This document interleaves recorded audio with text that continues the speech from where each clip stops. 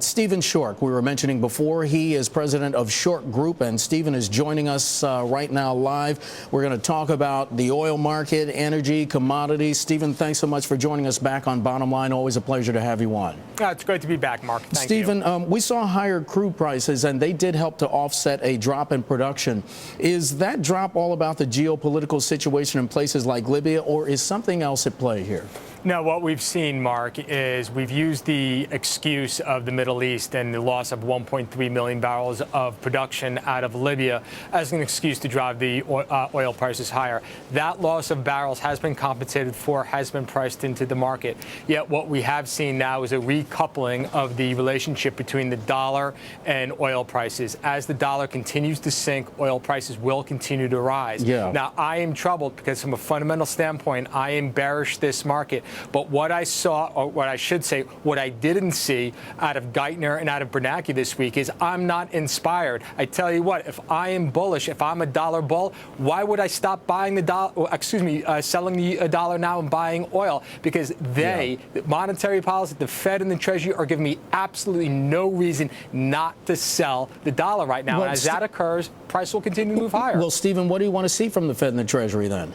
Well, I'd like to start to see actually some sort of response that there is an appreciation that American household budgets are getting creamed right now. The Fed is sticking to a rigid academic definition of inflation. Hey, if I don't have to power my house, if I don't have to drive to work, and if I don't have to eat, inflation right now is no sweat. Academically, textbook-wise, yeah, there's no point to address it. But Bernanke was so nonchalant, basically throwing the dollar under a bus yesterday. We've seen, of course, gold rocket higher. We've seen the dollar fall even further. And of course, oil price is going to continue to move higher. It's going to stay that way. And households are going to continue to get strained going into this summer. And Stephen, thank you, because that's where I was going with my next question. For Americans who are thinking about maybe taking that cross-country vacation via car, given the price of gasoline right now, how bad is it going to be for them? Oh, it's going to be as bad, if not worse, than 2008. We just got the numbers from Commerce Department today.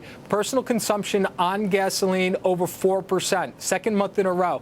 We've only gotten over 4% on expenditure towards gasoline over the last 25 years. It occurred in 2005, right after Katrina. And you know what? 3 months after that, oil prices were 20% lower. It occurred again in 2006. And you know what? 3 months after that, oil prices were 20% lower. So clearly oil was responding, or I should say consumers were responding to the elasticities. Right. Now in 2008, it was the third time we jumped above 4%. But you know what? The dollar sank, the risk trade was on, and we spent 12 months from November 07 to October 08 above 4%. That certainly greased the skids for the recession, and as at the point we are right now, Mark. Stephen, last minute, when are we going to see prices start to stabilize?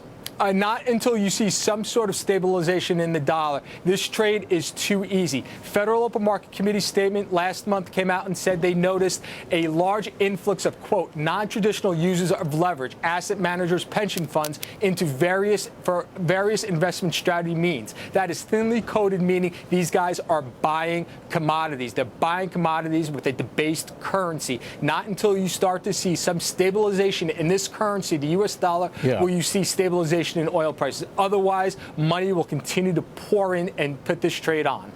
Stephen Schork, president of Schork Group, joining us from Philadelphia. Stephen, it's always a pleasure. Thanks so much. Have a good weekend. You too, Mark. Thank you.